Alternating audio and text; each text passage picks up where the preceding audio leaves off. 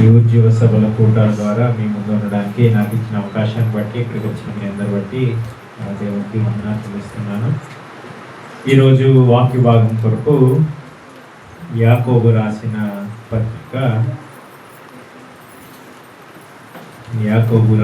పత్రిక మొదటి అధ్యాయము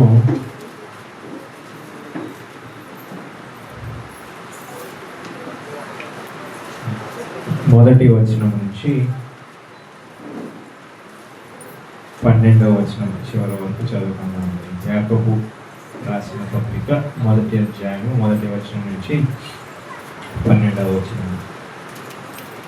దేవుని యొక్కయు ప్రభు అయిన యేసుక్రీస్తు యొక్కయు దాసుడైన యాకోబు అన్య దేశముల యందు చెదరి ఉన్న 12 గోత్రముల వారికి శుభమని చెప్పి రాయినది. నా సహోదరులారా, మీ విశ్వాసమునకు కలుగు పరీక్ష ఓర్పును పుట్టించునని ఎరిగి మీరు నానా విధములైన శోధనలో పడినప్పుడు అది మహానందమని ఎంచుకుంది.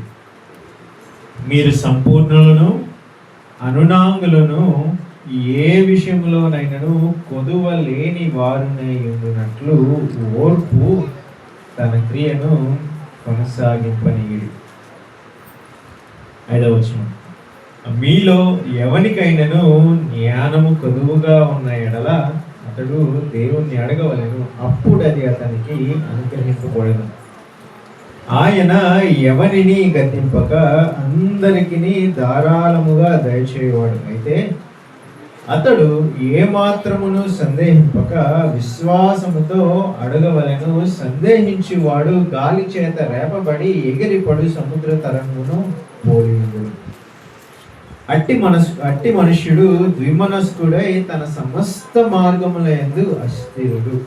గనుక ప్రభువు వలన తనకేమైనను దొరుకునని తలంచుకొనరాదు. 9వ వచనం. దీనుడైన సహోదరుడు తనకు కలిగిన ఉన్నత దశ యందు అతిశయింపవలెను.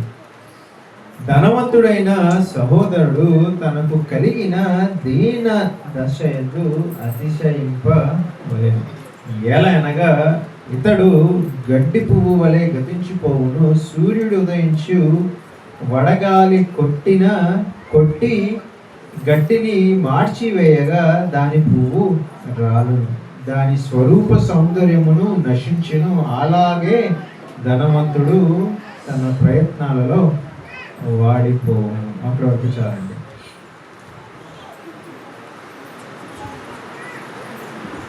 ఈరోజు వాక్య భాగం యొక్క టైటిల్ శోధనలను పరీక్షలను జయించడం. శోధనలను పరీక్షలను జయించడం. ఒక ఆయన హోటల్కి వెళ్ళి చక్కగా భోజనం తినడం పూర్తయ్యాక హోటల్ యాజమానులు ఆయనకి 2 నిమ్మకాయలు ఇచ్చారు. 2 నిమ్మకాయలు ఇచ్చినప్పుడు సాధారణంగా ఎందుకు ఇస్తారు? నీళ్ళు నిమ్మకాయలు ఇస్తారు. ఆ నిమ్మకాయ చేయి కట్టుకొని నీళ్ళలో ముంచుకుంటే చేయికి కాస్త ఉన్న ఆ జిగులు గులి మళ్ళీ చేయ కొంచెం మామూలుగా ఉంటుంది. అయితే నిమ్మకాయలు ఇచ్చినప్పుడు ఈయన ఏం చేశారంటే చేయి వెళ్ళి కడుక్కొని వచ్చి ఇచ్చిన వేడి నీళ్ళు ఆ నిమ్మకాయని తీసుకొని, సార్ కొంచెం చక్కెర తీసుకురారా అని అడిగి ఆ నిమ్మకాయని ఆ నీళ్ళలో పిండి చక్కెర తెచ్చాక చక్కెర కూడా కలుపుకొని చక్కగా నిమ్మరసం తాగి. జీవితం కొన్నిసార్లు మనకు నిమ్మకాయలు ఇచ్చినప్పుడు క్రైస్తవులుగా మనం ఏం చేయాలంటే నిమ్మరసం చేసుకొని తాగాలి. నిమ్మకాయలతో అంటే జీవితం కొన్నిసార్లు మనకి చేదు అనుభవాలు తీసుకొచ్చినప్పుడు క్రైస్తవులుగా మనము వాటిని కొంచెం మధురమైన అనుభవాలుగా మార్చుకోగలిగే అవకాశము కేవలము క్రైస్తవులకి మాత్రమే ఉన్నది. నిజానికి చెప్పాలంటే బయట ప్రపంచానికి క్రైస్తవులకి ఉన్న తేడా అదే. ఏంటంటే బయట ప్రపంచము దేవుని తెలియని రక్షించబడని వాళ్ళకి ఏదన్నా పరీక్షలు, శోధనలు, కష్టాలు, ఇరుకులు, ఇబ్బందులు వస్తే వాళ్ళకి కృంగిపోయి బాధపడడం తప్ప ఇంకేమి వేరే ఆప్షన్ ఉండదు, వేరే నిరీక్షణ ఉండదు. కేవలం క్రైస్తవులకే నిరీక్షణ అనేది మంచి సమయాల్లోనూ అలానే కష్ట సమయాల్లో కూడా కేవలం క్రైస్తవులకే ఉంటారు. నిజానికి మన చరిత్రలో, ప్రపంచ చరిత్రలో క్రైస్తత్వము అంత ఎక్కువగా స్ప్రెడ్ అవ్వడానికి గల కారణం ఏంటండి అంటే కేవలం అదే. ఏంటంటే ఇతరులు క్రైస్తవుల్ని చూసినప్పుడు, క్రైస్తవులు పడే బాధలు చూసినప్పుడు, క్రైస్తవులని వాళ్ళు నమ్ముకున్న దేవుణ్ణి బట్టి వాళ్ళని హింసించినప్పుడు వాళ్ళు ఏ మాత్రం కూడా జడియకుండా స్థిరంగా నిల్చుండడం చూడడం బట్టే క్రైస్తత్వం అంత తొందరగా వ్యాపించింది. మన చరిత్రలో చాలా మంది దేవుణ్ణి నమ్ముకున్న బిడ్డల్ని వాళ్ళ పిల్లల ముందే వాళ్ళ కుటుంబాన్ని ఎదురుగుండా పెట్టి నేను క్రీస్తుని ఇంకా ఆరాధించడం చెప్పి చాలు వదిలేస్తాను. అటువంటి సమయంలో కూడా జస్ట్ సింపుల్ అబద్ధం ఆడితే చాలు. కానీ అటువంటి సమయంలో కూడా అబద్ధం ఆడకుండా దేవుణ్ణి బట్టి, యేసుక్రీస్తును బట్టి, ఆయనకు యేసుక్రీస్తు మీద ఉన్న ప్రేమను బట్టి, ఆయనకు యేసుక్రీస్తు మీద ఉన్న నిబద్ధత, ఆయనకి ఉన్న కమిట్మెంట్ బట్టి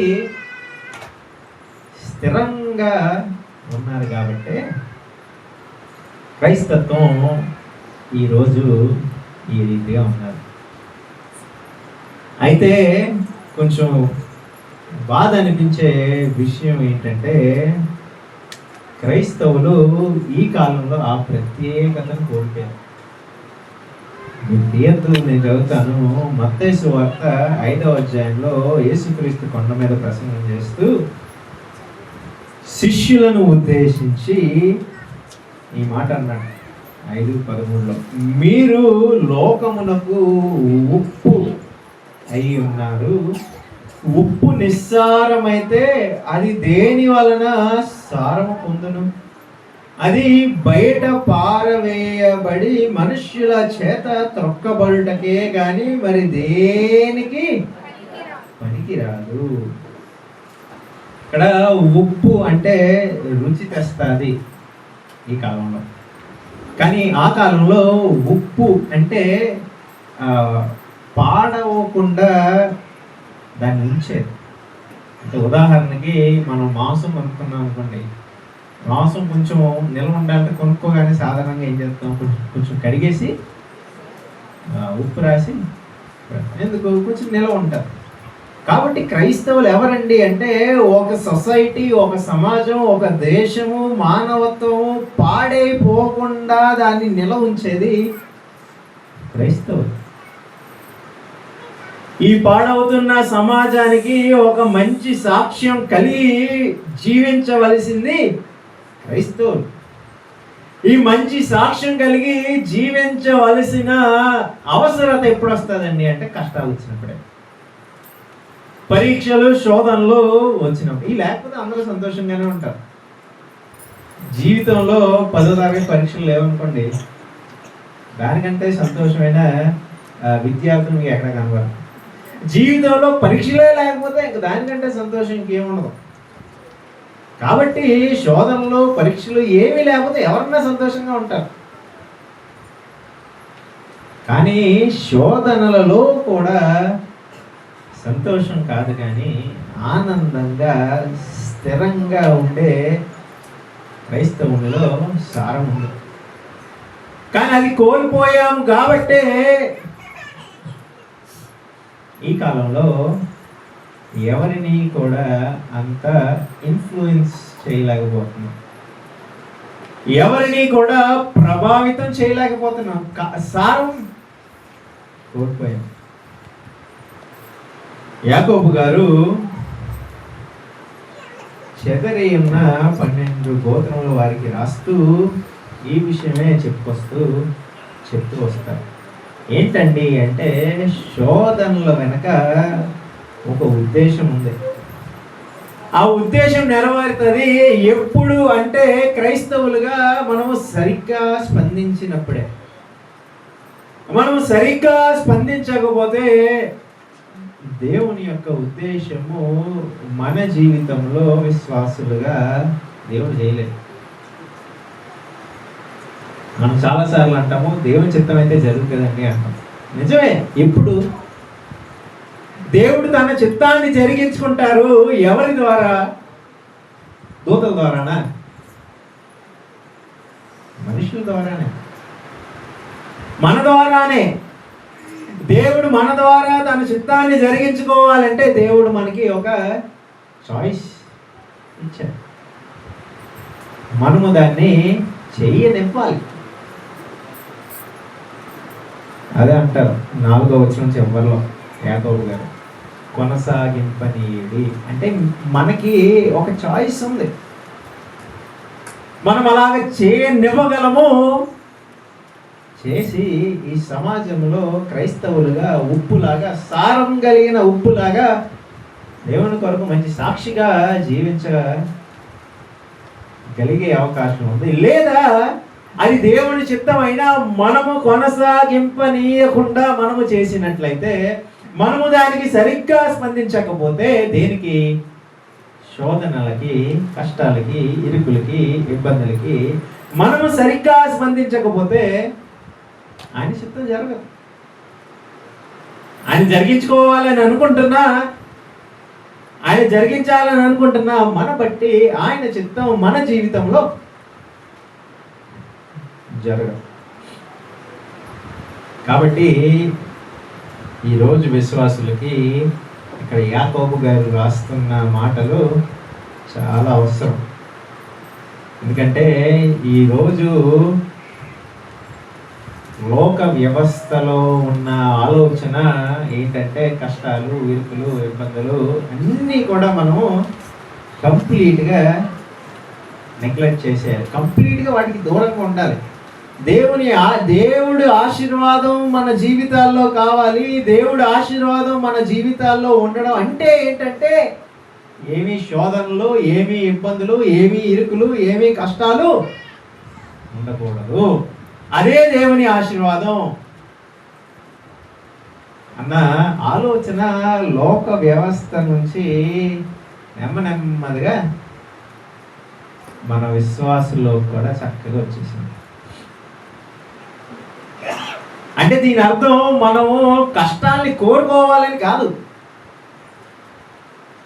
దేవుడా నా జీవితంలో కష్టాలు అనుగ్రహించు, శోధనలు అనుగ్రహించు అని ప్రార్థన చేయమని కూడా కాదు. కానీ క్రైస్తవులుగా, విశ్వాసులుగా ఇవి సాధారణమైనవి అని మనం గ్రహించాలి. శోధనలు, ఇరుకులు, కష్టాలు సాధారణమైనవి. ఇదేదో దేవుని ఆశీర్వాదం లేదు కాబట్టి నా జీవితంలోనికి వచ్చింది కాదు. ఇదేదో నేను దేవునికి దూరంగా బ్రతుకుతున్నాను కాబట్టి నా జీవితంలోనికి వచ్చింది కాదు. దేవునికి దూరంగా బ్రతికితే వచ్చే ఉండొచ్చు. కానీ నిజానికి చెప్పాలంటే, దేవుడు మనల్ని ప్రేమించి మనల్ని ఆశీర్వదించాలని అనుకుంటున్నాడు కాబట్టే మన జీవితంలో వచ్చిన శోధనల్ని వాడుకుంటున్నాడు అన్న విషయం మనము గ్రహించాలి.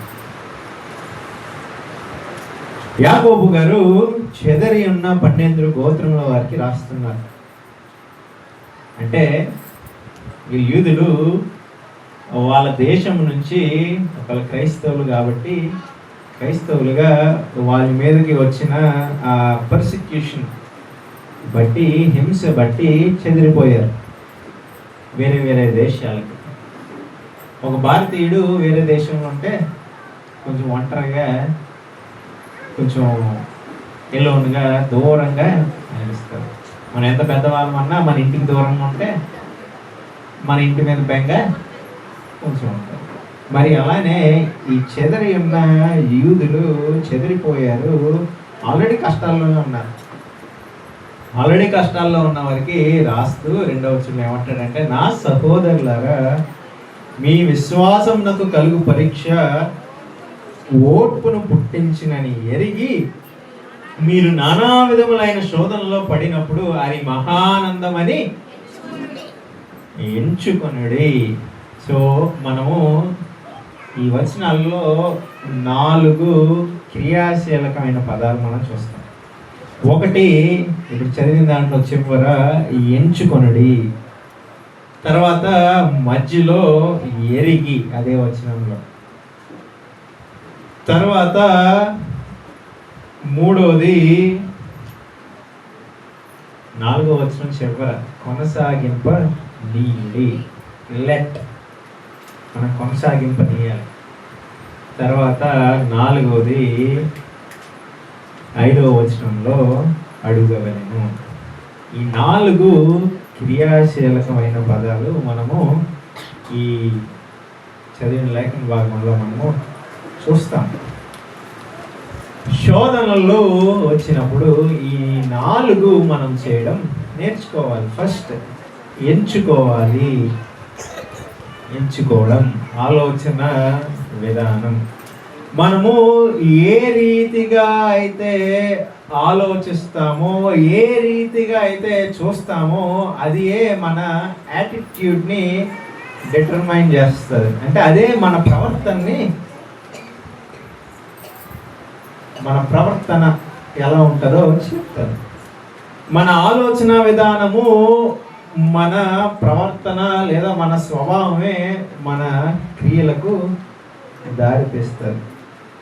కాబట్టి యాకోబు గారు చెప్తుంది ఏంటంటే, ఎక్స్పెక్ట్ శోధనలు వస్తాయి, అందరికీ వస్తాయి. ఎప్పుడు మీరు నానా విధములైన శోధనలో పడినప్పుడు, పడితే కాదు, పడితే అంటే ఏంటి దాని అర్థం? శోధనలు రావచ్చు, రాకపోవచ్చు, కానీ పడినప్పుడు అంటే ఖచ్చితంగా వస్తాయి. ఒక ఆయన అన్నాడు కదా, విశ్వాసుల్లో అందరినీ 3 కేటగిరీలోకి పెట్టారు. ఒకలంట ఇప్పుడే శోధనలో ఉన్నవాళ్ళు, రెండవ వాళ్ళంట ఇప్పుడే శోధన నుంచి బయటికి వస్తున్నారు, మూడవ వాళ్ళంట శోధనలోకి వెళ్ళబోయేవాళ్ళు. విశ్వాసులు, క్రైస్తవులు అందరూ కూడా ఈ 3 కేటగిరీల్లో ఎక్కడో కాడ ఖచ్చితంగా ఉంటారు. కాబట్టి ఒకవేళ మీరు అనుకోవచ్చును, నాకు ఈ వర్తమానం ఇప్పుడు అవసరం లేదులే, ఇప్పుడు అవసరం లేదు, కానీ ఒక రోజు వస్తుంది. ఈ వారమే కావచ్చు, ఈ నెలే కావచ్చు, ఈ సంవత్సరమే కావచ్చు, ఒక రోజు వస్తుంది. పడినప్పుడు ఈ వాక్య భాగం మనకి చాలా అవసరం. కాబట్టి శోధనలు ఖచ్చితంగా వస్తాయి, మనము అది తెలుసుకోవాలి, మనము దాన్ని ఎక్స్పెక్ట్ చేయాలి. అలానే ఇక్కడ ఏమంటున్నారు? పడినప్పుడు అంటే దాని అర్థం కొన్నిసార్లు శోధనలు మనం ఏమీ చేయకుండానే, మన ప్రమేయం లేకుండానే మన మీదకి వస్తాయి. కొంచెం చివరికి వెళ్ళిపోతే ఈ ఈ వచనము, ఈ అధ్యాయము చివరిలో ఆయన యాకోబు గారు రాసే శోధనలు మన పాప స్వభావం వల్ల వచ్చే శోధన. మన పాప స్వభావానికి మనము లోబడి అది అలవాటు చేసుకొని దానివల్ల వచ్చే శోధన కోసం రాస్తున్నాడు. కానీ ఇక్కడ అంటున్నాడు శోధనలలో పడినప్పుడు, మన ప్రమేయం లేకుండా మనం శోధనలకి గురి అవుతున్నప్పుడు, క్రైస్తవునిగా, విశ్వాసునిగా మనం చేయవలసిన పనులన్నీ చేస్తున్నాము. యోబు గారు దేవుడే సాక్ష్యం ఇచ్చారు. హృదయాంతరంగములు, ఆలోచనలు తెలిసిన దేవుడే సాతానుతో అన్నాడు, నా సర్వెంట్ అయిన యోబుని చూసావా, ప్రపంచంలోనే నీతిమంతుడు. కానీ అటువంటి యోబు కూడా మా పిల్లలు పాపం చేశారేమో అని బలి అర్పించేవాడు. అటువంటి యోబు కూడా శోధనలో పడ్డాడా లేదా? ఆయన తన సొంత స్వభావం వల్ల పాపం చేసి పడిన శోధన కాదు, ఆయన మీదకి వచ్చిన శోధన. అలానే క్రైస్తవులుగా మనం మన జీవితం జీవిస్తూ ఉంటాము, ఆదివారం సంఘానికి వెళ్తూ ఉంటాము, ప్రతిరోజు దేవునితో సహవాస సంబంధం కలిగి ఉంటాము. మన ప్రవర్తనని, మన నడతని మనం జాగ్రత్తగా చూసుకుంటూ ఉంటాము. చాలా జాగ్రత్తగా పాపం చేస్తామేమో, ఒకవేళ అనుకోకుండా ఏమన్నా నేను చేస్తున్నానేమో అని మనల్ని మనము స్వపరీక్ష చేసుకుంటూ, మనల్ని మనము సరిదిద్దుకుంటూ, ఒక్కొక్కసారి మనం తప్పు చేయకపోయినా సరే మనమే తగ్గించుకొని మనమే సరి చేసుకుంటూ వెళ్తున్నా సరే ఒక్కొక్కసారి మనము శోధనలో పడతాం. శోధనలో పడినప్పుడు అది మహానందమని ఎంచుకోవడం అంటే కొంచెం కూర్చొని ఆలోచించే విషయం. ఇంగ్లీష్లో కౌంట్ అని ఉంటుంది. కౌంట్ అంటే కొంచెం లెక్కలు తేల్చే లెక్కలకి సంబంధించిన పదం. కూర్చొని ఇదేంటి చూసి అదెంతో ఇదెంతో చూసి అంతా తేలిందా లేదా చూసుకోవడం, ఎంచుకోండి. కాబట్టి మనం కూర్చొని ఆలోచించి అది మహానందమని ఎంచుకోవాలి. ఎందుకండి అది మహానందము అంటే చూద్దాం. తర్వాత రెండో క్రియాశీలకమైన పదం ఏంటి? మనము ఎరిగి. ఏం ఎరగాలి? శోధనలో పడతాము అని మనం తెలుసుకొని దాన్ని ఎంచుకోవాలి. ఎంచుకున్న తర్వాత మనం ఏం చేయాలి? ఎరిగి. ఏం ఎరగాలి అంటే మీ విశ్వాసమునకు కలుగు పరీక్ష ఓర్పును పుట్టించును అని ఎరిగి. ఈ శోధన ఏదైతే మన జీవితం మీదకి వచ్చిందో, నేను నా ప్రమేయం లేకుండానే శోధనలో పడ్డానో, ఈ శోధనకి ఒక ఉద్దేశము ఉంది. ఈ శోధన ఒక పరీక్ష లాగా. దేనికండి పరీక్ష అంటే? ఓర్పును పుట్టించడానికి ఒక పరీక్ష. మీ విశ్వాసమునకు. ఈ శోధన ఎటువంటిదండి అంటే మన విశ్వాసానికే పరీక్ష పెడుతుంది. ఈ పరీక్షలో మనము ఉత్తీర్ణులు అవ్వాలి. ఈ పరీక్షలో మార్కులు దేని బట్టి వేస్తారండి అంటే ఓర్పును బట్టి. చదువుకుంటే 10వ తరగతి పరీక్షల్లో ఈ ప్రశ్నకి ఎంత బాగా జవాబు రాశారు, ఈ సబ్జెక్ట్ ఎంత బాగా తెలుసు, ఆ సబ్జెక్ట్ నేర్చుకోవడానికి ఆ పరీక్షకి సిద్ధపడతారు, నేర్చుకోండి. అలానే మన జీవితంలో కలిగే పరీక్ష, మన విశ్వాసం నాకు కలుగు పరీక్ష ఓర్పును పుట్టించినని ఏది అంటే మన విశ్వాస జీవితానికి అవసరమైనది ఓర్పు.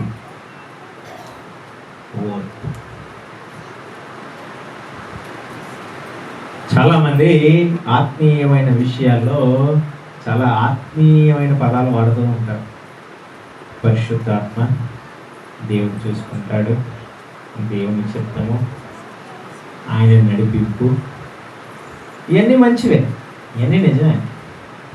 అయితే దాంతోపాటు ఆ Holi life is a practical life. పరిశుద్ధత నీ ప్రతిరోజు జీవితంలో కనబడాలి. నీ ప్రతిరోజు జీవితంలో పరిశుద్ధత కనబడాలి అంటే తెల్లబట్టలు వేసుకోమని కాదు. తెల్లబట్టలు వేసుకొని చెప్పులు లేకుండా గుండు గీసుకొని ఏమీ లేకుండా అని కాదు. నీ ప్రవర్తనలో, నీ స్పందనలో కనిపించాలి ఆ పరిశుద్ధత. ఒకటి ఇక్కడ మనం చూస్తుంది ఓర్పు. సో నాకు కలిగే ఈ శోధనలో ఏమి ఉద్దేశం లేదు అని అనుకోకూడదు. అబ్బా ఈ శోధన నాకు ఎందుకు వచ్చింది అబ్బా? చాలా రకాలైన శోధనలు ఉంటాయి. కానీ ఎన్ని రకాలైన శోధనలన్నా, ఆరోగ్యం విషయంలో శోధన అయినా, డబ్బు విషయంలో శోధన అయినా, జీవితం విషయంలో శోధన అయినా, కుటుంబ విషయంలో శోధన అయినా, వ్యక్తిగతంగా ఏ విషయంలో శోధన అయినా, ఈ శోధనలన్నీ కూడా ఖచ్చితంగా ఒక ఉద్దేశం ఏంటండి అంటే మనలో ఓర్పు తీసుకురావాలి. సో మళ్ళీ ఓర్పు వస్తుంది అని మనము ఎరిగి మనం శోధనలో పడినప్పుడు అది మహానందమని, ఆనందం కూడా కాదు, మహానందమని ఎంచుకోవాలి. మహానందం అంటే శోధనలో పడినప్పుడు మనం నవ్వుతూ ఉండాలని కాదు. మహానందం అంటే దాని అర్థం మనకి జరిగేవన్నీ చెడ్డమన్నా సరే మంచిదే అని నేను అనట్లేదు. ఒకసారి రోమాపత్రిక 8వ అధ్యాయము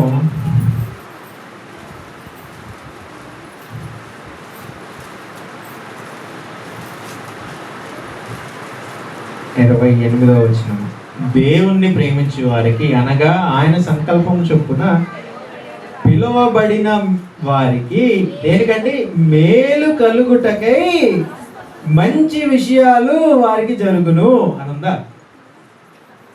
మేలు కలుగుటకై సమస్తము సమకూడి, అందులో సమస్తం అంటే చెడు కూడా ఉంటుంది కదండి. అంటే చెడు మనకి వచ్చే శోధనలు కష్టాలు మంచి అని నేను అనట్లేదు, కానీ అది కష్టమైనా ఇరుకైనా ఎంత హీనమైన విషయమైనా ఎంత చెడ్డ విషయమైనా సరే దేవుడు అటువంటి దానిని కూడా మనకు మేలు కలుగుటకై వాడుకో, ఎప్పుడు మనం కరెక్ట్గా స్పందించినప్పుడు. అలానే ఇక్కడ మేలు అంటే ఏంటి? కింద వచనం చదివితే మనకు అర్థమవుతుంది. ఎందుకనగా తన కుమారుడు అనేక సహోదరులలో జ్యేష్ఠుడగినట్లు దేవుడు ఎవరిని ముందుగా ఎరిగెనో వారు తన కుమారునితో సారూప్యము గలవారగుటకు వారిని ముందుగా నిర్ణయించెను.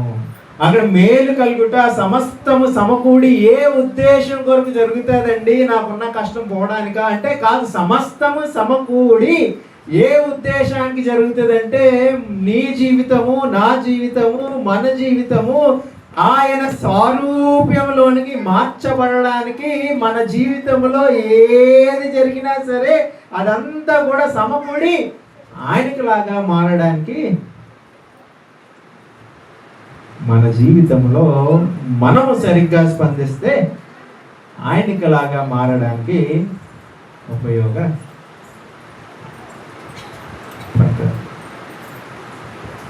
సో మన జీవితంలో వచ్చే శోధనలకి ఈ ఉద్దేశము కలిగి ఉందని మనము తెలుసుకోవాలి. ఎరిగి ఎంచుకొని తెలుసుకొని ఆ తర్వాత ఏం చేయాలండి అంటే, మీరు సంపూర్ణులు, 4వ వచనం, అనునాంగులను ఏ విషయంలోనైనాను కొదువలేని వారునై ఉండునట్లు ఓర్పును తన క్రియను కొనసాగింపనివ్వండి. మనలో పరీక్ష ఓర్పు పుట్టించును. ఆ ఓర్పు మనలో దాన్ని క్రియ చేస్తారు. మనము దాన్ని చేయనివ్వాలి. ఓర్పు అంటే ఏదో జస్ట్ అలా కూర్చొని ఎదురు చూడడం కాదు. అంటే ఏమీ చేయకుండా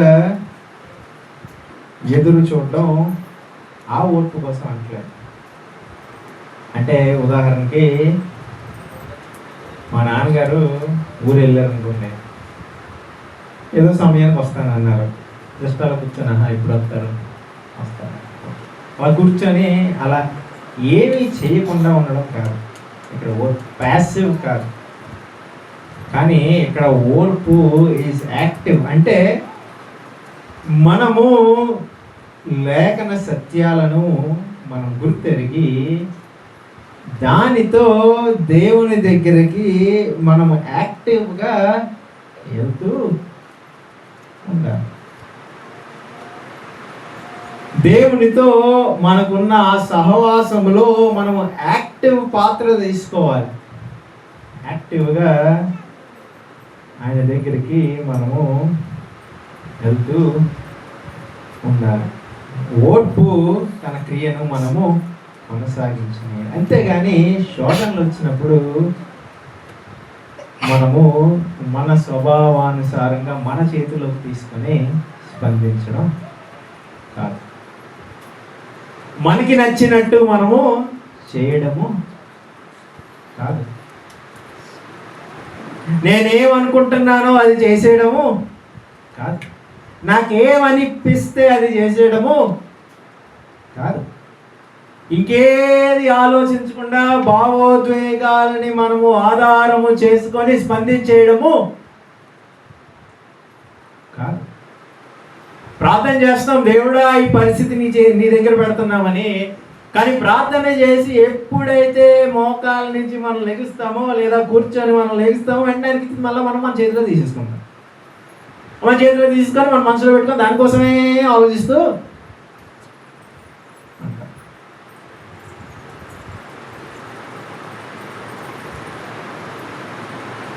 కానీ ప్రార్థన చేస్తాం అనుకోవడం ఆయన చేతిలో పెట్టేస్తాం, ఆయన కుదిరేసాం అనుకుంటాం, కానీ మనమే ఆలోచిస్తాం. ఓర్పుని తన క్రియను మనం కొనసాగించనీయట్లే. మనం మన చేతుల్లోకి తీసేసుకుంటున్నాం పరిస్థితులను. అలా చేయకుండా మనము ఓర్పుని తన క్రియను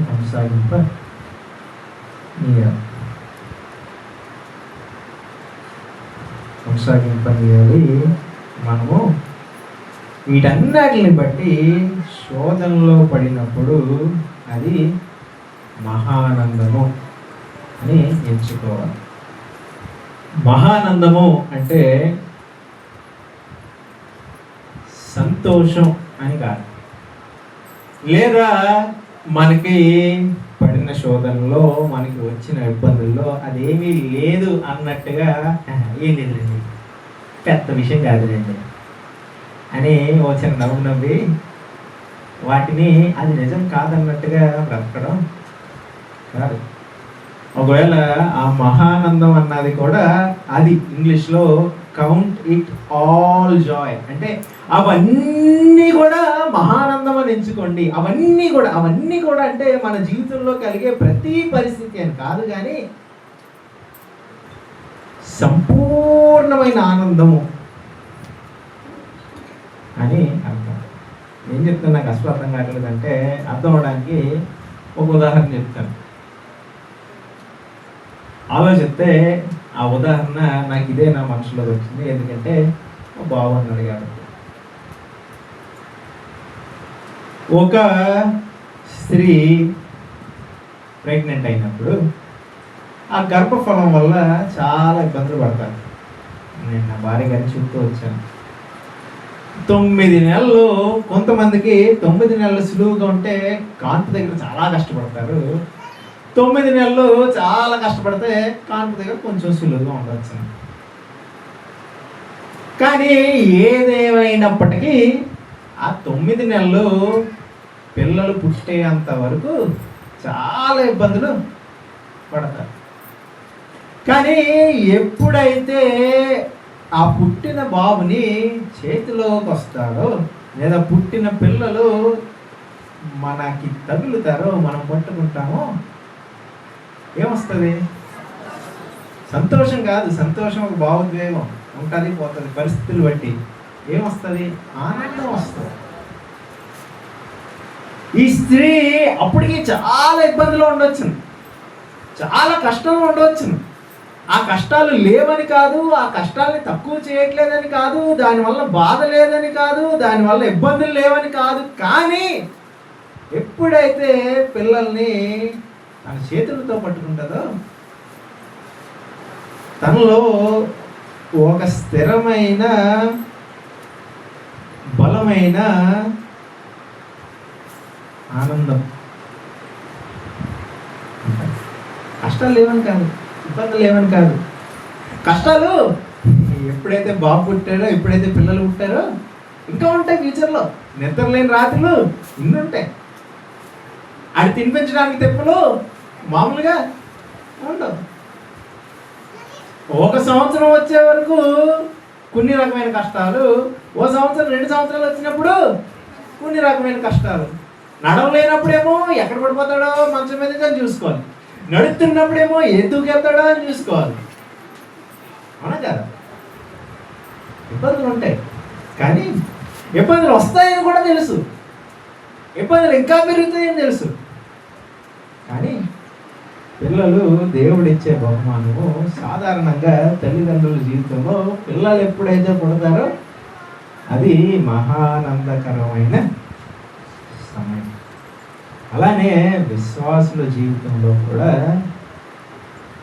ఎప్పుడైతే శోధనలు వస్తాయో, ఎప్పుడైతే ఇరుకులు వస్తాయో, ఇబ్బందులు వస్తాయో, మనము బెత్తరపోయి బహు ఇదేంటి అని అయిపోయిన అవసరం లేదు. కానీ మనము అదే మహానందముతో స్థిరంగా దేవుని మీద నమ్మకముతో, దేవుని మీద విశ్వాసముతో, దేవుడు నా జీవితంలో ఒక ఉద్దేశము కలిగి నా జీవితంలో ఓర్పును తన క్రియను కొనసాగించి, ఇదంతా ఉద్దేశం ఏంటండి అంటే 4వ వచనం, మీరు సంపూర్ణులను అనునాంగులను ఏ విషయంలోనైనాను కొదువ లేని వారినై ఉండునట్లు ఓర్పు తన క్రియను కొనసాగించుడి. మనము అనునాంగులము అంటే దాని అర్థము లోపము లేని వారము, పర్ఫెక్ట్గా అవ్వాలని.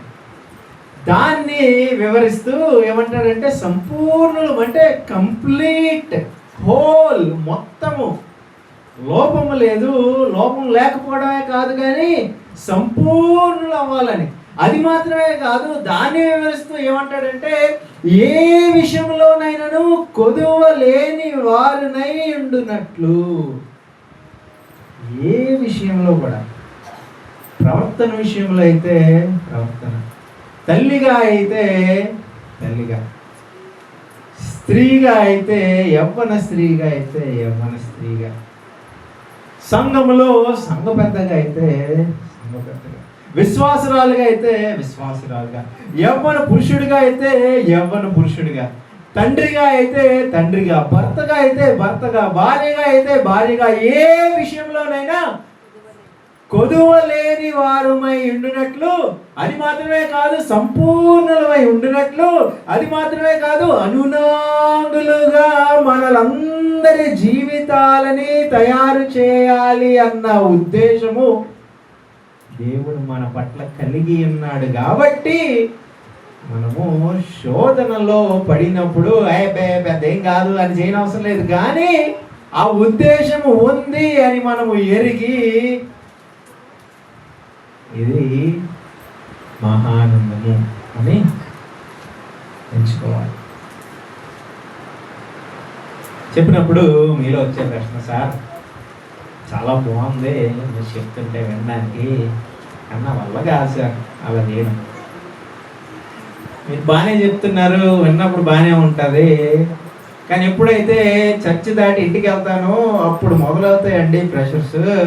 సంఘంలో నాకులానే ఆలోచించేవారు నా చుట్టూరు ఉంటారు కాబట్టి చక్కగా బాగుంటుంది, చేసేద్దామని తీర్మానం చేసుకొని ఇంటికి వెళ్తాను. కానీ ఇంటికి వెళ్ళాక పరిస్థితులు వేరేగా ఉంటాయి సార్, మీకు అర్థం కాదు. మీకులాగా క్రైస్తవులతోనే చక్కగా, మీకులాగా ఆలోచించే వాళ్ళతోనే, మీకులాగా ఇబ్బందులు పెట్టలేని వాళ్ళతోనే నేను తిరగను సార్, మీకులాగా పరిశుద్ధులతోనే నేను తిరగను సార్ అని అనుకుంటారేమో అనే దేవుడు 5వ వచనంలో మళ్ళీ ఒక ప్రశ్న వస్తుందని ఏమంటాడంటే, మీలో ఎవరికైనాను జ్ఞానము కొదువుగా ఉన్నాడలా అతడు దేవుణ్ణి అడగవలెను, అప్పుడు అది అతనికి అనుగ్రహింపబడును. ఆయన ఎవరిని గద్దింపక అందరికీ ధారాళముగా దయచేయువాడు. ఇక్కడ జ్ఞానము అంటే వివేచన అనే కానీ అర్థం వచ్చే పదం వాడబడింది.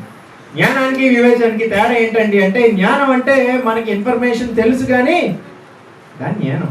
వివేచన అంటే ఆ తెలిసిన దాన్ని ఉపయోగించి మన జీవితానికి అన్వయించి వాడడం వివేచన. మీలో ఎవరికైనా జ్ఞానము కొదువుగా ఉన్న ఎడల అతడు దేవుడిని జీవితంలో ఈ రీతిగా స్పందించుటకు ఎవరికన్నా జ్ఞానం కొద్దుగా ఉందండి?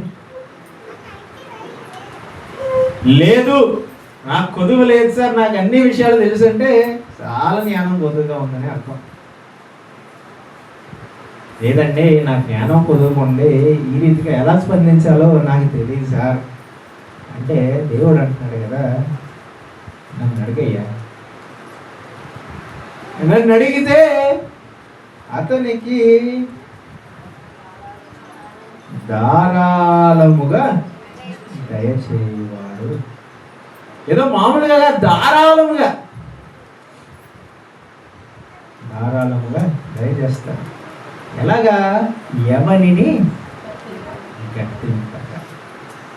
అవి మళ్ళీ వచ్చావా నా దగ్గరికి? ఎన్నిసార్లు చెప్పాలయ్యా నీకు? ఇందాకే కదా 10 నిమిషాల ముందే కదా వచ్చావు. 10 నిమిషాల ముందే వచ్చి నేను ఏదైతే చేయొద్దన్నానో మళ్ళీ వెళ్ళి అదే చేసావు. 2 రోజుల ముందు కూడా మళ్ళీ దానికోసం వచ్చావు. వారం రోజుల ముందు కూడా దానికోసం వచ్చావు. ఎన్నిసార్లు నీకు జ్ఞానం కోసం అడుగుతావయ్యా? ఎన్నిసార్లు నీకు జ్ఞానం ఇవ్వాలయ్యా? అయ్యా, నాకు వివేచన తక్కువ అయ్యింది, నాకు దయచేయ్యా, నాకు జ్ఞానం లేదు. ఆయన దగ్గరికి మనం వెళ్తే ఎన్నిసార్లు వెళ్ళినా ఇక్కడ అడుగవలను అనే పదం కూడా కంటిన్యూస్ టెన్స్లో, అంటే ఒక్కసారి కాదు. సొలొమోన్ గారు లాగా సొలొమోన్ గారు ప్రార్థన చేశారు, దేవుడు జ్ఞానం అనుగ్రహించాడు, ఆ వివేచనాత్మక జీవితాంతం సరిపోయింది. మరి ఆ తర్వాత ప్రతిరోజు అడిగేయడం లేదో మనకి లేక నాకు చెప్పవు, కానీ జస్ట్ ఉన్నది చెప్తున్నాను. అని ఒక్క రోజుతో అడిగేది కాదు, ప్రతి దినము మనకి జ్ఞానము అవసరమే. భోజనం ఒక్కరోజు సరిపోద్దండి? 2 రోజులు సరిపోతుందా? ఒకే రోజు 10 సంవత్సరాలకు సరిపడా తినేస్తే సరిపోద్దా? రోజు. అలానే ప్రతిరోజు జ్ఞానము అవసరం. శోధనలో పడినప్పుడు ఇంకా ఎక్కువ అవసరం. మీలో ఎవరికైనా జ్ఞానం కొద్దుగా ఉంటే అతడు దేవుణ్ణి అడగవలెను. యూట్యూబ్ని కాదు, యూట్యూబ్లో జ్ఞానం ఉందని ఆ పేర్లు వెనకాల డిగ్రీలు ఉన్న వాళ్ళకి కాదు, ఫాలోవర్లు ఉన్న వాళ్ళకి కాదు, లైక్లు ఉన్న వాళ్ళకి కాదు, ఇన్ఫ్లుయెన్సర్లు కాదు, వాళ్ళు వీళ్ళు కాదు. ఫస్ట్ ఎవరి దగ్గరికి వెళ్ళాలండి అంటే దేవుని దగ్గరికి ఆయన్ని అడగాలి. ఆయన ఎవడమే కాదు, ధారాళంగా ఇస్తారు. ఎన్నిసార్లు అడిగినా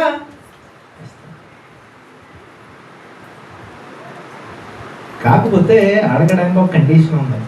ఏంటండి అంటే 6వ వచనం, అయితే అతడు ఏ మాత్రమును సందేహింపగా విశ్వాసముతో అడగవలెను. సందేహించువాడు గాలి చేత రేపబడి ఎగిరిపడు సముద్ర తరంగమును పోలియుండును.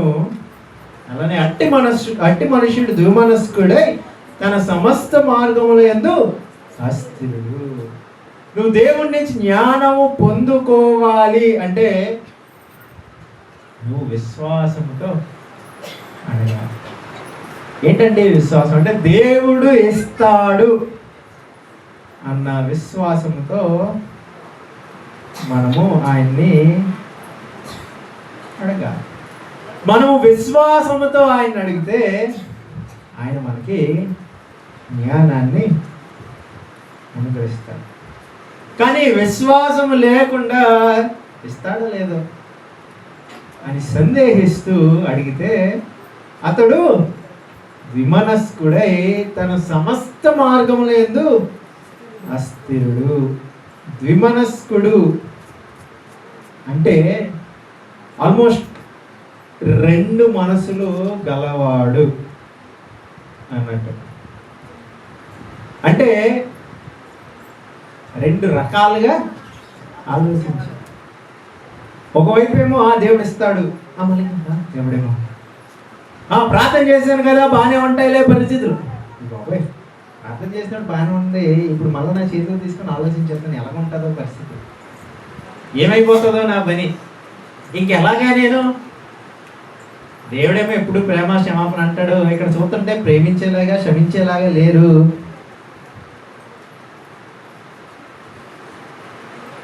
చాలామంది లేఖనాల్లో నేను అనుకుంటాను సామెతలు చదివి ఆపేస్తారు. ఎందుకు? సామెతల్లో నువ్వు ఇలా చేయి, నువ్వు అలా చేయి, నువ్వు ఇలా చేయి, బాగుంటుంది నీ జీవితం. ఆ తర్వాతే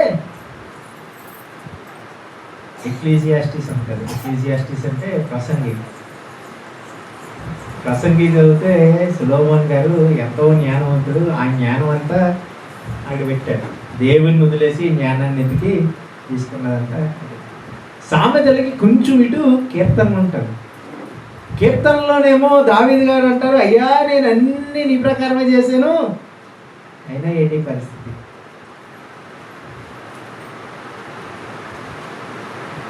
సో శోధనలో మనం విమనస్సులాగా ముందుకోండి. విమనస్కులు అంటే వాళ్ళు కావాలని దేవుని ఆజ్ఞను ధిక్కరించే వాళ్ళు కాకపోవచ్చు, కానీ దేనికి కూడా కమిట్ అవ్వడానికి ఇష్టపడరు. ఏది కూడా సంపూర్ణంగా దేవునికి వదిలేరు. అలానే వారు కూడా దేనికి కూడా కమిట్ అవ్వడానికి ఇష్టపడరు. వాళ్ళ జీవితంలో దేవునికి, వాళ్ళ జీవితాన్ని దేవుని చేతిలో సంపూర్ణంగా పట్టడానికి ఇష్టపడరు. కొంచెం ఆదివారం మట్టికే, లేదా వాళ్ళు లేఖనాలు చదివినప్పుడు మాత్రమే. బైబిల్ మూసేగానే మంచి మాట అంటారు. ఏమంటారు కొన్నిసార్లు మన గురించి? బయట పిల్లి ఇంట్లో పులి. అలానే ఉంటాయి మన క్రైస్తవ జీవితాలు కూడా, విశ్వాస జీవితాలు కూడా. ద్విమనస్కులు వీళ్ళు కేవలము ద్విమనస్కత్వం వీళ్ళు ప్రార్థన చేసినప్పుడే కాదు, కానీ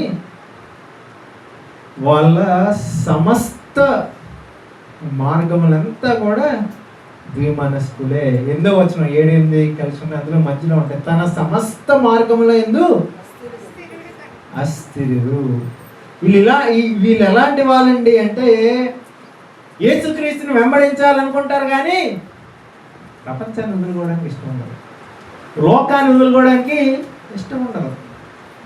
లోకం అంటే లోక ఆలోచన విధానాలు. లోకం అంటే సాధారణంగా పాపం మనకి బయట కనబడేది, అది ఖచ్చితంగా వదులుకోవాలి. దానితో పాటు లోకపరమైన ఆలోచనలు ఇంకా చాలా ఉంటాయి. కొంచెం మనం కూర్చొని మన జీవితంలో మనం ఆలోచిస్తున్న ఆలోచనల్ని పాపం ఖచ్చితంగా వదిలేది. మన జీవితంలో మనం ఆలోచిస్తున్న ఆలోచనలు ఇతరుల కోసం, మనల్ని నొప్పించిన వారి కోసం, నేను అనుకుంటున్నది జరగనప్పుడు మన ఆలోచన విధానాలు, ఇటువంటివన్నీ మనం ఆలోచించి లేఖనాలతో మనం పోలిస్తే మనకు అర్థమైపోతాయి ఎంతవరకు లోకపరమైన ఆలోచనలు మనలో ఉంటున్నాయి. కాబట్టి వీళ్ళు క్రీస్తుని అనుసరించాలనుకుంటారు, కానీ లోకాన్ని వదులుకోవడానికి ఇష్టపడరు. పాపానికి దేవునికి లోపడడానికి మధ్య నలిగిపోయిన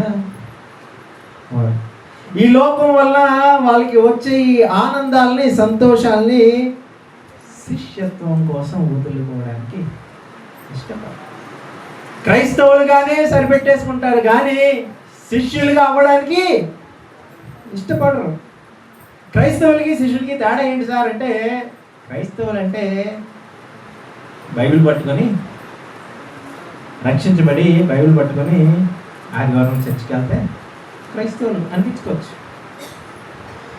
క్రైస్తవుని ఎన్నో అనుకోవచ్చు. కానీ క్రైస్తవులు అన్న పదానికి అర్థం క్రీస్తు అనుసరులు, అంటే శిష్యులు. క్రీస్తుని అనుసరించి నడిచేవారు శిష్యులు. క్రీస్తులాగా నడిచేవారు అంటే క్రీస్తులాగా జీవించేవారు. ప్రతి విషయంలో, ప్రతి స్పందనలో, ప్రతి మాటలో క్రీస్తులాగా. అంటే మనం మాట్లాడే ప్రతి సెంటెన్స్కి ముందు దేవుడు, వెనకాల దేవుడు, ముందు ప్రైజ్ లార్డ్, వెనకాల ప్రైజ్ లార్డ్, హల్లెలూయా అవసరం లేదు. క్రీస్తులాగా అంటే ఆయనటువంటి స్వభావం కలిగి, ఆయనటువంటి ప్రవర్తన, ప్రేమ కలిగి. ఈ కాలంలో క్రైస్తవులు విమనస్కుల్లానే ఉన్నారు. అంటే సంఘానికి వస్తారు, కానీ దేవుడు వాళ్ళ జీవితాల్లో జోక్యం చేసుకోవడానికి మటుకు ఇష్టపడ్డాడు. నేను ఈ వ్యక్తితో ఈ రీతిగా ప్రవర్తించాలి అని దేవుని లేఖనాలని నడిపించడానికి ఇష్టపడ్డాడు. పరిశుద్ధాత్మ దేవుడు వాళ్ళని వాళ్ళ చాయిసెస్లో వాళ్ళ జీవితంలో నడిపించడానికి ఇష్టపడరు. దేవుని కొరకు త్యాగం చేయడానికి ఇష్టపడరు. త్యాగం చేయడం అంటే ఫస్ట్ గుర్తొచ్చే మనకి వనరులు. అది వదిలేండి, నీ సమయం 10% దశభాగం ఇస్తాం, ఓకే. 10% సమయం అంటే రోజులో 2.5 గంటలు, వారానికి 2.5 గంటలు కాదు, రోజులో అంతే కదా, 24 గంటలు 10% ఎంత? 2.5 గంటలు. 2.5 గంటలు దేవుడికి ఇవ్వగలవా? పేరు క్రైస్తవులు, కానీ కనీసం రోజులో 10% కూడా దేవునికి ఇవ్వలేకపోతున్నాం. మన పిల్లలు, అయ్యా నాకు ఇంతమంది పిల్లలు ఉన్నారు, అందులో ఒకరినన్నా నిశ్చిత్తం అయితే సేవ కొరకు వాడుకో అయ్యా అని ప్రార్థన చేసే మనసు ఉందా?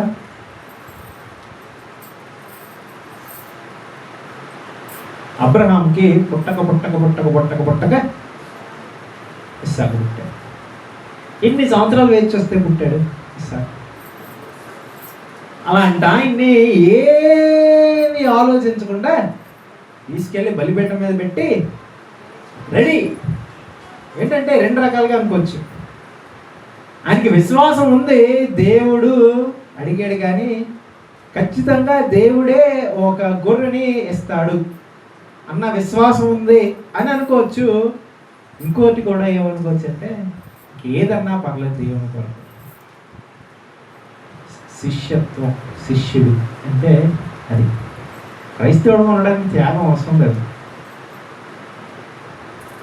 కానీ దేవుని శిష్యుడిగా, క్రీస్తు శిష్యుడిగా ఉండాలంటే త్యాగం అవసరం. ద్విమనస్కుడు ఇటువంటి వారు మటుకు దేవుణ్ణి అడిగితే వారికి 8వ వచనం చెప్పాలి.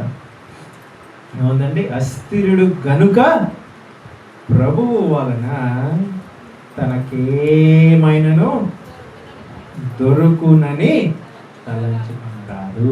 జ్ఞానం రాదు, ఎందుకంటే నువ్వు నీ సొంత ఆలోచనల మీదే ఆధారపడి. ఇంకా ఒక్క మాట చెప్పుకున్నాను, జ్ఞానం అంటే ఏంటి?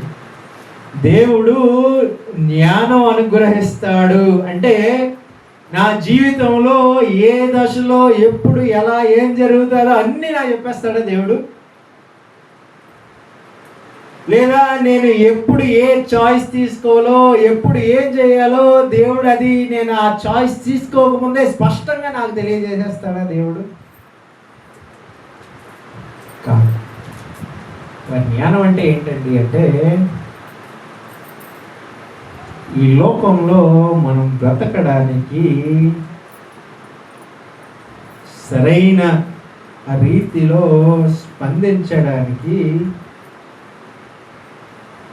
దేవుడు మనకి ఎలా చేయాలో జ్ఞానం ఇస్తాడు. డిసర్న్ అంటే ఇది తప్పు, ఇది కరెక్ట్, ఈ పరిస్థితుల్లో ఈ రీతిగా చేయాలి, ఈ రీతిగా చేయకూడదు. డిసర్న్మెంట్ అంటారు ఇంగ్లీష్. అది చేయడానికి దేవుడు మనకి జ్ఞానాన్ని ఇస్తాడు. మనకి మన శోధనలు గుండా మనము వెళ్ళడానికి దేవుడు మనకి ప్రాక్టికల్ నాలెడ్జ్ ఇస్తాడు.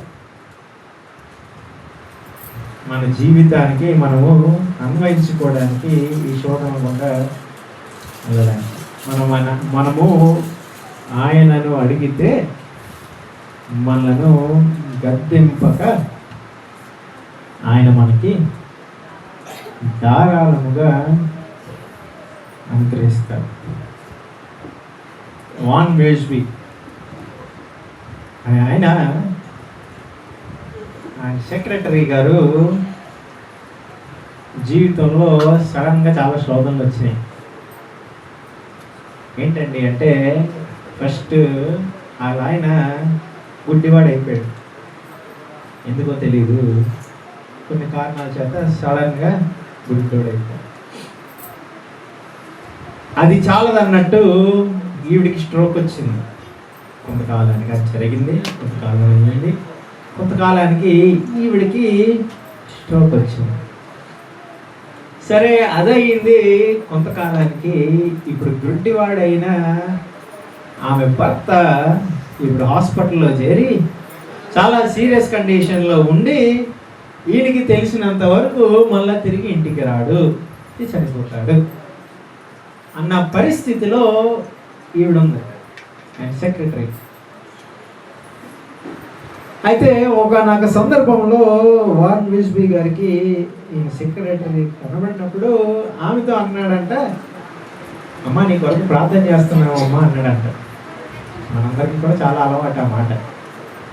అయితే ఆమె అనుకోకుండా స్ట్రైట్గా సార్ నా కొరకు ఏం ప్రార్థన చేస్తున్నారు సార్ అందంట. ఈయనకి ఏమనాలో అర్థం కాలేదు. అర్థం కాక అమ్మ దేవుడు నీకు బలం ఇవ్వాలని ప్రార్థన చేస్తున్నాను అన్నాడు. అంటే ఆమె అందంట, సార్ చాలా మంచిది, కానీ దాంతోపాటు ఈ ఒక్క విషయం కూడా ప్రార్థన చేయండి. ఏంటంటే దేవుడు నాకు ఇచ్చిన ఈ అవకాశాన్ని నేను దుర్వినియోగం చేసుకోకుండా దేవుడు నాకు జ్ఞానాన్ని అనుగ్రహించాలని ప్రార్థన చేయండి సార్ అనంట. ఏంటండి అవకాశం అంట. ఏంటి అవకాశం? ఆయన గుడ్డోడు అయిపోయాడు, ఈవిడికి స్ట్రోక్ వచ్చింది, అలా ఆయన చావు బతుకుల్లో ఉన్నాడు. ఇది అవకాశం అంట. ఈ అవకాశాన్ని ఈవిడ దుర్వినియోగం చేయకుండా వీడికి జ్ఞానం ఇవ్వమని ప్రార్థన చేయమని వార్న్ విజ్బీ గారిని అడిగింది. ఈ కాలంలో అటువంటి విశ్వాసులు అవసరం. అటువంటి శిష్యులు అవసరం. ఆమెకి యాకోబు 1వ అధ్యాయము 11 వచనాలు బాగా అర్థమయ్యాయి. మనకి కూడా మన జీవితంలో ఇది ఒక ఆధారంగా ఉండాలి. ఈయన చెప్తున్నట్టు మనము ఎరగాలి, ఎంచుకోవాలి, కొనసాగింపనీయాలి, అడగాలి, పొందుకోవాలి, విమనసులుగా జీవించుకోవాలి. ఈ రీతిగా జీవిస్తే మళ్ళా ఉప్పులో సారం ఉంటుంది. కుటుంబాలు నాశనం అయిపోకుండా కుటుంబాలు నిలవ ఉంటాయి. నిలవ మాత్రమే కాదు కదా, మెరుగుపరచబడతాయి. సమాజం నాశనం అయిపోదు కానీ నిలవ ఉంటుంది. నిలవ ఉండడం మాత్రమే కాదు కానీ మన జీవితాన్ని, సాక్ష్యాన్ని చూసి మెరుగుపడతారు. ప్రార్థన చేసుకుంటాం. తండ్రి, ఈ వాక్యం ద్వారా మాతో మాట్లాడే వందనాలు అయ్యా. మేము ఎక్స్పెక్ట్ చేయకపోతే will be caught of God అంటే కన్ఫ్యూజ్ అయిపోతాం, ఇదేంటి ఇలాగేంటి అని. కానీ అయ్యా మా కొరకు నువ్వు నీ లేఖనాల్లో నీ మాటలు ఉంచి ఉన్నావు. పడినప్పుడు శోధనలో పడినప్పుడు అందరి జీవితంలో శోధనలు వస్తాయి. కానీ అయ్యా ఆ శోధనలో మేము ఏ రీతిగా స్పందించాలో మాకు నీ వాక్యం ద్వారా చూపించావు. వందనాలు.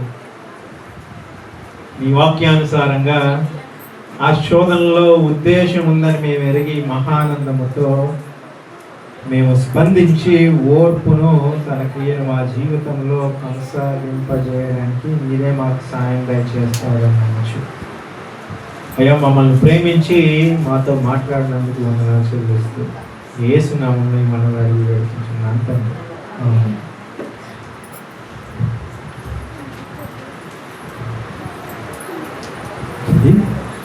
యాకోబు 1:1 నుంచి మరి వర్తమానం అందించినటువంటి దైవ సేవకులకు వందనాలు. శ్రమలు క్రైస్తవ జీవితానికి శ్రమలు అనేవి మరి రూపాంతరం చెందడానికి ఎన్ని శ్రమలు అనుమతించబడితే అన్ని శ్రమలు కూడా అవి ఆశీర్వాదమే. ఒక సండే స్కూల్ టీచరు ఒక పాపను అడిగిందంట, నీ జీవితంలో ఎన్ని శ్రమలు దేవుడు అనుమతిస్తే ఎన్ని నీకు క్షేమం అని అడిగితే ఆ పాప చెప్తా ఉందంట 99+1 అన్నది. ఏమని చెప్పింది? 99+1. అంటే మన జీవితంలో దేవుడు ఎన్ని శ్రమలు అనుమతించినా అవన్నీ కూడా ఆయన యొక్క స్వారూప్యంలోనికి మార్చబడ్డానికే అని. ఆ శ్రమలు మన జీవితంలో ఎదురైనప్పుడు ఓర్పు కలిగి మనం ముందుకు కొనసాగాలి. ఓర్పు అనేది మార్కెట్లో దొరికే వస్తువు కాదు. శ్రమల ఒడిలోనే ఓర్పు అనేది మనము నేర్చుకుంటాం. కాబట్టి ఆ శ్రమల్లో ఎలా స్పందించాలా మనకు అర్థం కాకపోతే దేవుడు చెప్తా ఉన్నాడు, మీకు జ్ఞానము కొరకు నన్ను అడగండి. మీలో ఎవరికైనా జ్ఞానము కొదువుగా ఉంటే నన్ను అడగండి. ఎలా స్పందించాలో, ఎలాగా వివేచించి మీరు నిర్ణయాలు తీసుకోవాలో నన్ను అడగండి అని చెప్తాను. చక్కటి వర్తమానం అందించినటువంటి ఎవరి సేవకులు అయ్యగారికి నా ప్రత్యేకమైన వందనాలు తెలియజేస్తూ ఉన్నాను. మంచిది, సమయంలో చాలా సమయం కూర్చున్నాం కాబట్టి అందరూ లేచి నిలబడదామండి. అందరూ లేచి నిలబడి మళ్ళీ కూర్చోండి. కొంచెం ఎదరికి జరగండి, ఇంకా వచ్చేవాళ్ళు ఉంటా ఉన్నారు కాబట్టి కూర్చోడానికి ఇబ్బంది అవుతా ఉంది. లెగ్స్ ఒకసారి కూర్చోండి. ఒక ప్రత్యేకమైన పాట మనం విన్న తర్వాత రెండవ వర్తమానం మరి అయ్యగారు ప్రార్థన చేసి మనకు అందిస్తారు. మన మధ్యలో సండే స్కూల్ టీచర్గా పనిచేసినటువంటి ప్రియాంక గారు ఉన్నారు. వారి ముందుకు వచ్చి ఒక ప్రత్యేక పాట పాడతారు. కూర్చోండి అమ్మా, లేచి సర్దుకుని కూర్చోండి. మీరు సర్దుకుని కూర్చోండి. 2 చరణాలు మాత్రమే పాడండి, దయించి గమనించండి. ఒకవేళ 3 చరణాలు ఉంటే 2 చరణాలు పాడడానికి ప్రయత్నం చేయండి.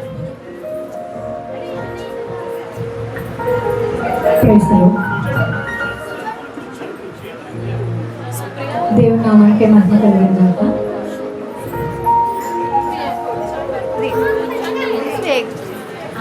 నన్ను చూచువాడా